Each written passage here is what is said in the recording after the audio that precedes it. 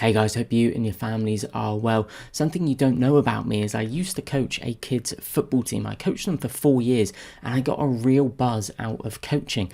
And this is the reason I started doing the live coaching sessions with members. We do it twice weekly on a Tuesday and also a Thursday. We do the sessions via Zoom and you can join in, you can actively participate where we go through bar by bar and I try and help you improve your knowledge in what I think are the four most important areas of trading. That is trade identification, controlling a risk mitigation, and then also optimizing profits, amongst other things. There's approaching 150 hours worth of videos here. And again, like I said, if you become a member, you can actually join in with me. And that's what you're going to see in this video. I've got Shane's permission where we did a session recently focused on those lower pivots. So low pivots, pocket pivots, cup completion cheats. So I really hope you find this video educational. If you want to join in these sessions, then there's various links down below that you can use to find my website. So thank you very much for watching in advance. I hope you get a lot of value out of this video, and I hope one day you can participate in these live coaching sessions using your profits to finance your future risk on that position. Okay, bless it. That's a good one. Yeah, that's very, very tight. Hugging the 10, a couple of moving averages there. Low volume. That looks like a very nice entry point. Yep, and you got this downwards trend line as well. Downwards trend line, yeah. Couple of bars that are getting my attention. You got this one here. Yeah, shakeout demand tail. What do you notice about the volume? Yeah, high volume. What does that tell you about supply? That tells me that there's not a lot of, well, it tells me that a lot of there was a lot of sellers, but there were enough buyers to meet that supply. So overall, it tells me that there's not a lot of supply coming to market. Yes and no. These are really confusing ones. So the shakeout demand tail tells you willing buyers stepped up, and the volume tells you to what degree did the buyers have to step up. So imagine if volume was half. So imagine this bar here. Imagine if it had this volume, the prior volume. Our deduction would be there's a lot less supply. If I make this purple or something like that, purple's not very distinguished. There we go. If we saw this shakeout, so same candlestick, but if we saw this shakeout demand tail on this orange volume, our deduction would be that there's a lot less supply coming to the market than the volume that you see on the actual candlestick, where I'm pointing to it with the blue, because of the volume. It's just the volume telling us the difference. So it makes sense that if you see a shakeout demand tail like this, which is constructive, but the volume's above the 30-day average, logically, there should be some more kind of testing, absorption, tightening type action. All kind of makes sense, or at least to me it kind of makes sense. So thereafter, I'm going to make this blue. What are you seeing in here? What are you seeing from a price standpoint? Any bars specifically standing out to you? And what are you seeing from a volume standpoint from that we pointed to blue onwards? What are you seeing? I'm seeing a mini Davis box here. I'm seeing volume decline. Good. From left to right.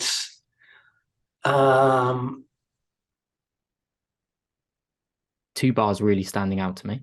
Well, 3. The last one as well. Last one, yeah. What's that bar there telling you about supply? There's very little supply. Yeah, hardly any. It actually follows this kind of bearish bar that holds the 50, but then it's an inside bar, opens on the low, pushes up a little bit, and volume is a third, a quarter versus the 30-day average. Very little selling pressure. And then you have the next bar that follows, pretty much the same again. And then if you remember those 6 candlesticks, what bar would you call this? That is bullish ease of movement. It is bullish ease of movement, and it's also something else. Prior closes here. Let me change that to blue. Prior closes there. It's bullish engulfing. It is a bullish engulfing candlestick, you're right. But it also gaps down. All right.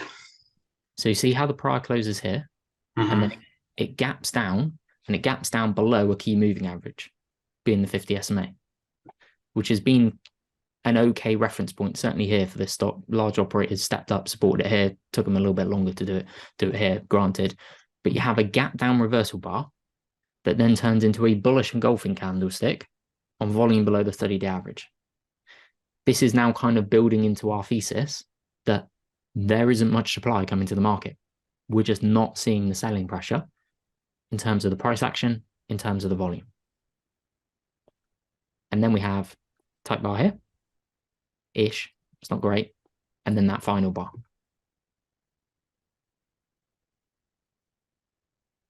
Looking like a pretty good setup, isn't it? Yeah. Do you see how that kind of, it's all logical? I think maybe it was last week, I kind of said that I kind of see it like, especially if it's the more can slimmy type stocks, trade a few million shares a day, something like this 30-day average volume on this one is close to 3 million on a $36 stock. So it's kind of, and I think the earnings and sales are pretty good on this stock at the time as well. So it's almost like, can you see I know you like to use the word manipulation.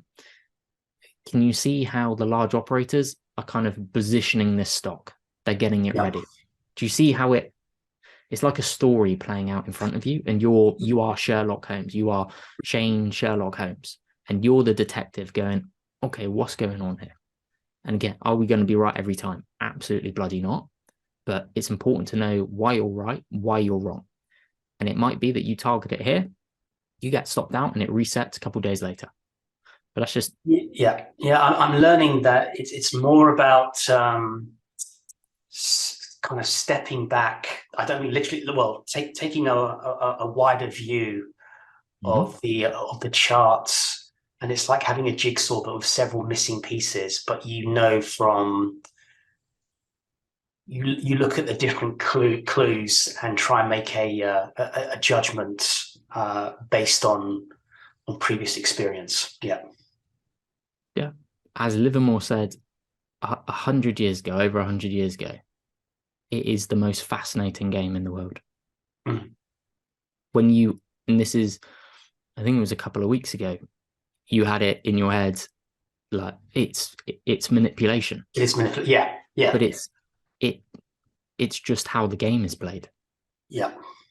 And it's just, if you can understand the rule to try and win a game, first and foremost, you got to understand the rules of the game. So if you understand the rules and you understand how people are playing the game, and you're trying to really understand how a large operator is playing the game, what do they do time and time and time again? What are those repeatable characteristics? Which repeatable characteristics you could just look at as clues. What are the clues that you're looking for that then meet your setup criteria? And then where do we go from there? How do you control it? How are you thinking about mitigating it? How you think about optimizing the profits for when you are right? How are you thinking about, if your judgment is wrong and I am wrong more times than I am right, how are you going to get out quickly, relatively unharmed? So with this one here, logical place for the stop loss is probably underneath the 50, something like that, pretty tight underneath the last 2 days. So we'll just put a percentage reading on that, because the expectation with the trigger bar is a couple of fold. It's first and foremost, assuming it's kind of the base is setting up everything we just spoke about, we're expecting price to move quickly through this level. So it shouldn't come down below the trigger bar. It should just want to move really quickly through this level. So we can then go in with initial tighter risk control, which is good, because if we're wrong and we don't have an opportunity to free roll, we're going to lose less money. I'd rather have a 3% stop than a 6% stop. And it also improves the probabilities that we can free roll.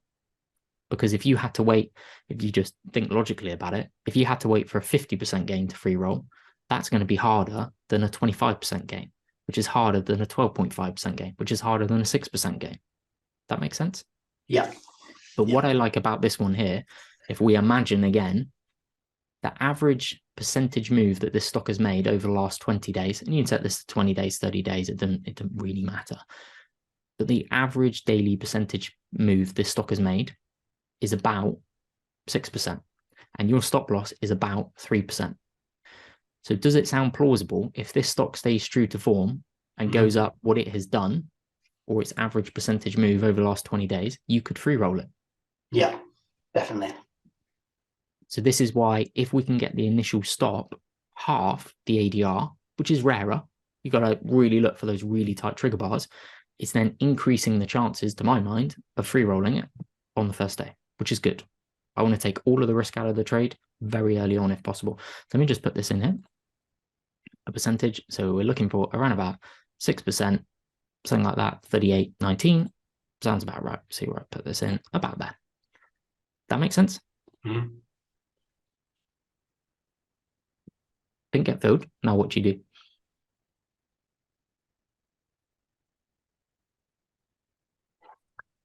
I'm still comfortable with this. I see this as a maybe testing action. So I don't see any Do you keep volume. your order in? Volume is still good. Sorry. Do you keep your order into the market? If I pulled up that setup there, see the difference Yeah. between that and that? Yeah. I mean, I wouldn't see this. I wouldn't regard this as a good entry. No, So so that's what I mean. We're probably cancelling the order and going, stock isn't broken. Maybe it was just a tough day in the market. But now, for me, as you were just alluding to there, Shane, this now isn't a trigger bar. We're going to have to wait. hmm.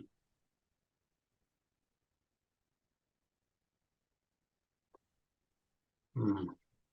Let's just delete some of these lines.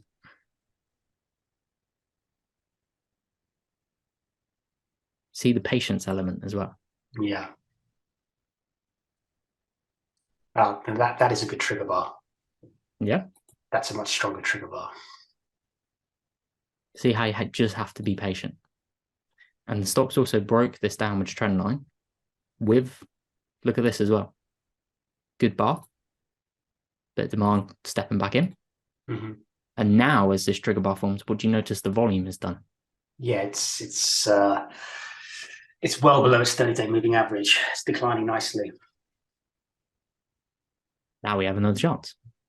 So probably quite similar to what we just did. It's probably through the high in there. Let's just change the color of that. For whatever reason, I like to use blue. Stop loss placement. You got the 10, 21, and 50 SMA perfectly there. Like perfectly there. So do you see the difference? Like, what would you rank this out of 10 now? And you've got this as kind of a barometer to think about as well. Oh, I think it's stronger than before. So I would maybe 7 out of 10. Yeah. I think I'd probably be close to an 8, 8.5. Really? Right. Yeah, Okay. I think it's really, it's also the clustering of the 10, 21, and 50. Clustering. Yeah. It's just the RS line is not particularly. It's not bad, but it's not as good as it had been before. So that, It's but the volume quite, is really good. it's quite rare. It's extremely rare to see kind of cup completion cheat, low pivot, pocket pivot, whatever we're calling this, have a 52-week high on the RS line. You would like to see a bit of an improvement into the pivot, which I would say it's kind of flat to marginally trending up.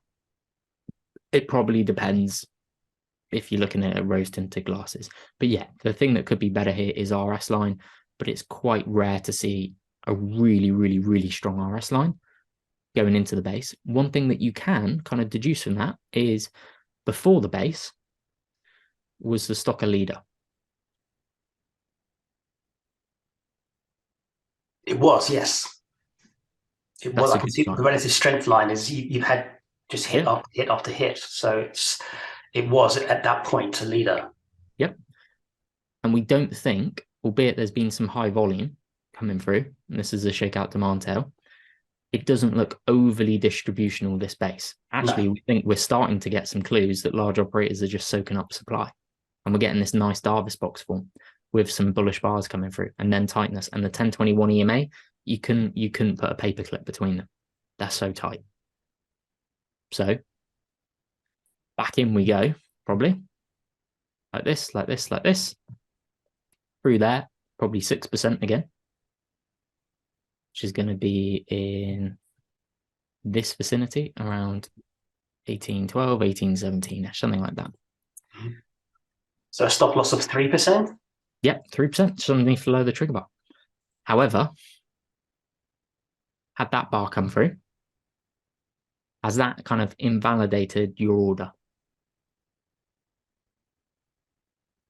It didn't get triggered, but it's kind of similar to what happened over here.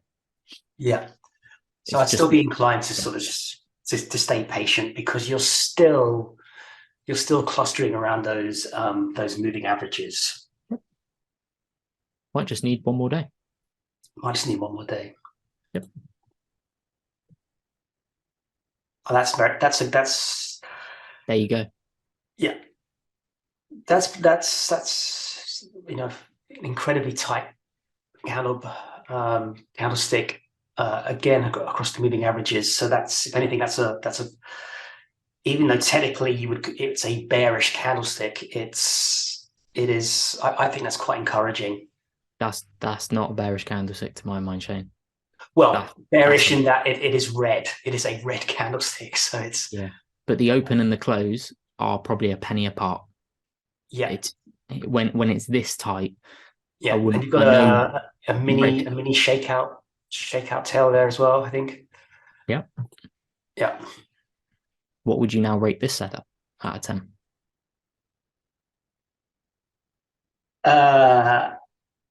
Well, you had said 8 before, so I give, because the relative strength line is ticked up as well, I'd maybe give this, I would go for an 8.5.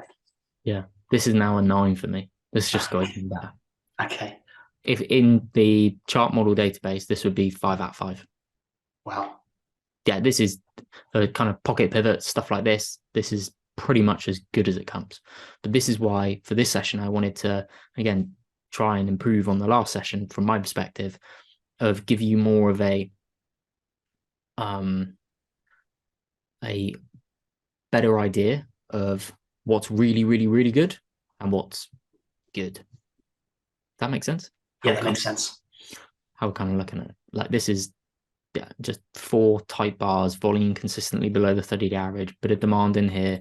You got the Davis box forming, 10, 21, 50 clustered. It's a ridiculously good setup. So your risk on the trade now could be about, let's just say 2%, which, if we imagine the ADR is 6%, now you only need a 4% gain. Well within the realms of possibility for the stock. So where does 4% put us? Here. So when,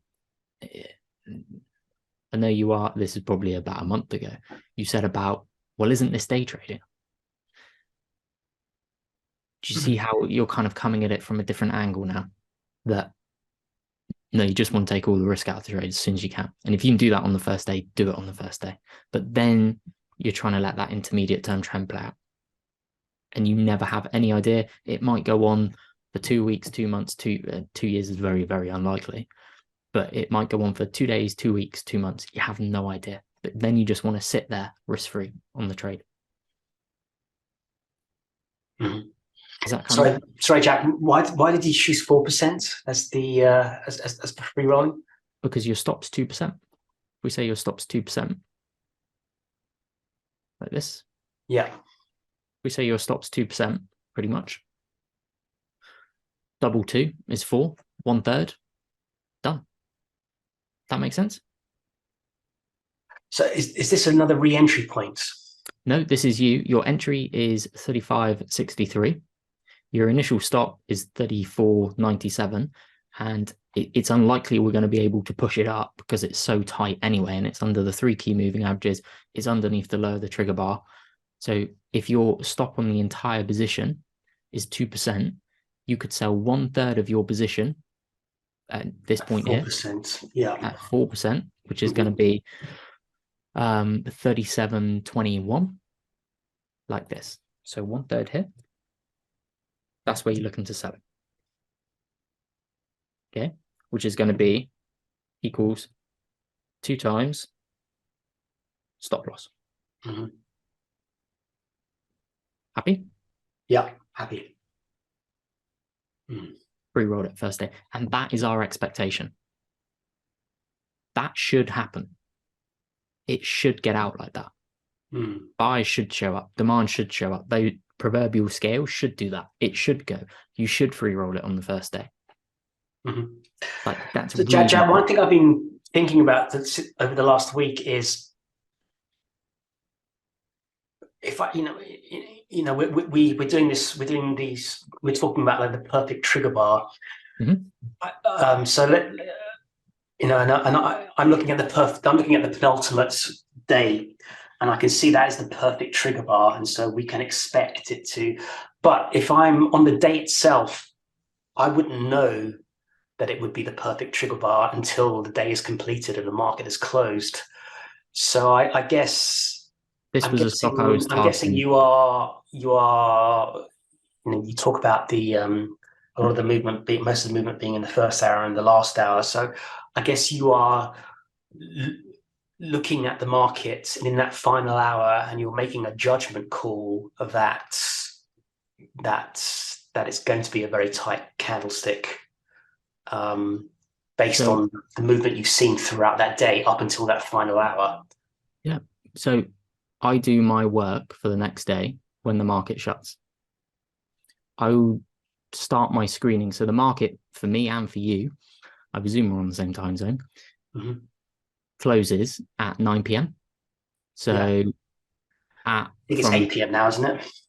Well, the clocks have changed again. Why the clocks change is absolutely beyond me. If someone wanted to run for prime minister and say they were going to change the clocks, I would vote for them. I don't get it. It's just irritating.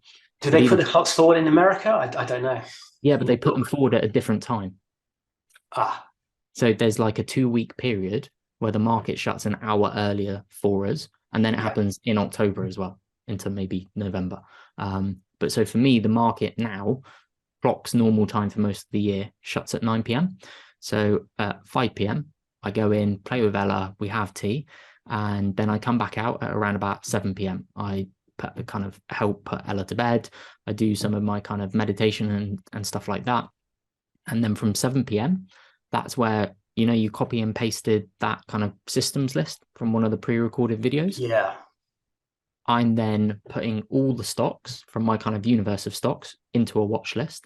I'm then going through that watch list from kind of like 7 p.m. till 9 p.m, 10 p.m. I'm kind of monitoring what's going on as well. But I'm putting all the stocks in that I think may look constructive and I want to look at when the market closes into a kind of the stocks high on radar watch list that you can import into TradingView. And then from there, I'm then putting them into my watch list, which is kind of superseding it. And then from there, I'm working through that watch list going, okay, is there a stock I want to target? So Airbnb was on my radar today. I cancelled the order after about 15 minutes because it kind of gapped up and I didn't want to get filled on a pullback. But if you look at Airbnb, Shane, this setup here, so I do my work similar. I think kind of everyone I know and all the people I know but don't know, so like the Darvises of the world, the Minavinis of the world, the David Ryans of the world, they do their scanning for the stocks they want to buy for the next session when the market is closed. Because otherwise you're really emotional. You're not necessarily really emotional, but emotion can come into it. You're getting distracted. Oh, that's moving. Oh, that pinged off alert there. Like calmness, stillness. You probably also have a better time of operating. I'm a bit more of a night owl. So I actually feel quite focused at like 10, 11 p.m. at night, whereas I hate mornings. I'm much more focused at 11 p.m. than at 7 p.m. At 7 p.m, I'm chucking myself in like a cold plunge pool to try and wake up and then exercise and stuff like that. I'm just not a morning person. But if you are a real morning person, you're up at like 5 a.m. and you're on it, it may suit you doing it in the morning. Obviously, it's all time zone dependent. It's going to be very different for someone in Japan and Australia to us where we are, to someone in Argentina, to someone in America. So it's just got to kind of, your scanning and systems and processes on a daily basis has to work for you. But so this one here, Shane, this is Airbnb. This is one that I was targeting. This is yesterday. So last night, I'm looking at Airbnb going, hang on a minute. Does this chart here, Shane, there are 13 years. There's more. There is 16 years between this chart and this chart. Are there some similarities? Yeah, definitely. I mean, it's tightening along the range. The volume looks low. There's really good earnings, so it looks like there has been accumulation from some of the bigger boys. So actually, this looks like a I don't know, 7 or 8 out of 10 to me. I would agree. Looks like a good setup to me. So does that mean you'll be going in at like 8 o'clock this evening, looking at the final hour? Oh, is this today? That was yesterday. That was yesterday. It's breaking out today. But this is how I was thinking about it. But again, in this market, I don't want to get filled on pullbacks to pivots really, because when you're going in with such tight stops, so the stock here, if I go to the 15-minute chart, okay, my limit was 1980, which is about 0.5% from the pivot. So it's about here. Okay. So the stock's tightening. This is yesterday's session as well on the 15-minute chart. Don't go onto the 15-minute chart, but what chart pattern do you see?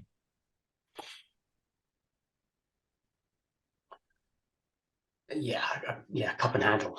Cup and handle, bit of VCP action, bit of Darvis box action going on here. The 1 hour chart was tight, constructive.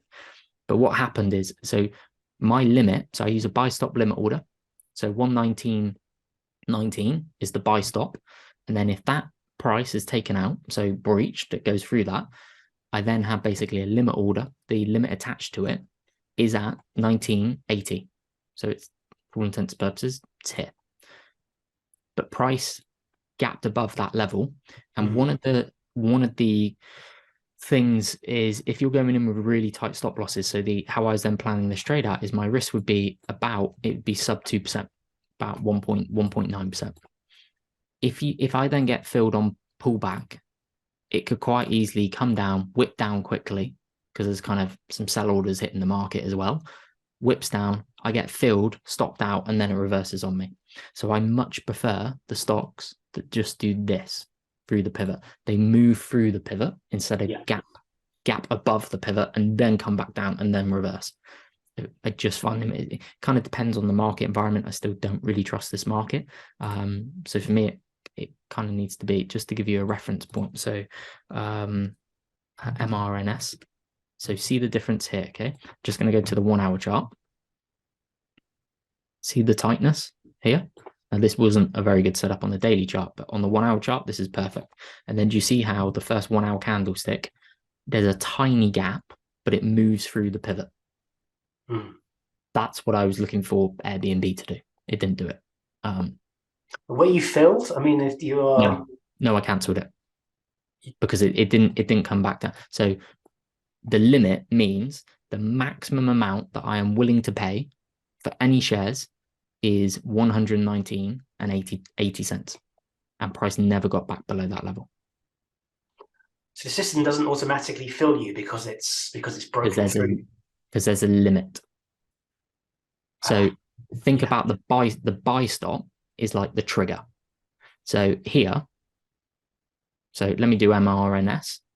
So let's say you had here, you went, okay, looks like a good setup. I'm going to go in. My buy stop is the trigger price. So if it takes out 628, I then want to be filled by, let's just say here, $6.31. I want to be filled within 0.5%, like that. Okay. Now on this one here, you may have not actually got filled to your full extent of the order because price is a thinner stock, price move quite quickly. So here, what happens is you may have not actually got filled on this one, to be fair. Imagine, just for the purpose of this, imagine you go in at 634, okay? And imagine that's 0.5%, 1% or whatever, okay?